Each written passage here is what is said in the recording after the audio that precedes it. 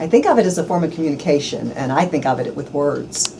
But I may have to have a more open mind, but generally I think of it as a system with words. It doesn't have to be written, I understand, but a way generally for people to communicate. Maybe other species, but I certainly think of it as a form of communication. I would say that to be a language, it has to be conveying a specific and discrete thought, thought is probably too strong a word, but it has to be conveying an idea as opposed to just an emotional state.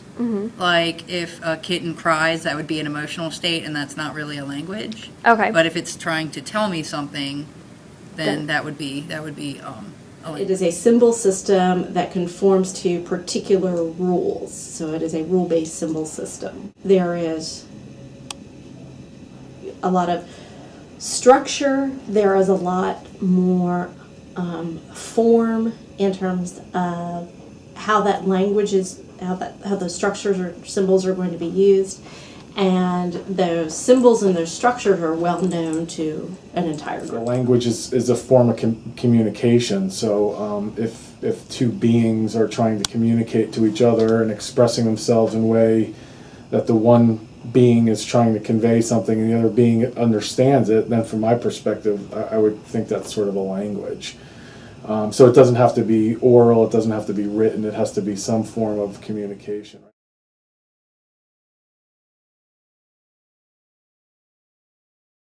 It's absolutely being used for communication, and it sounds awfully precise, a bit complicated, and so I think that in the broadest sense of what a language is, I think that I could feel comfortable classifying it as a language.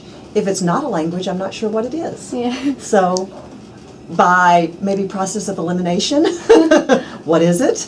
Maybe it's a language. Yeah.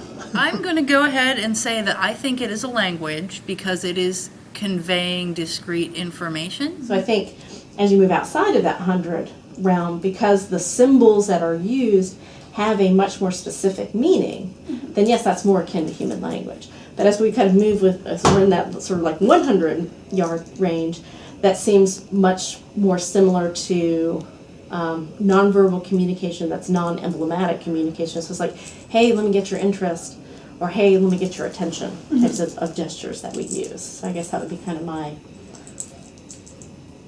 idea of what constitutes the language idea. Sign language is a language by definition, and they're not.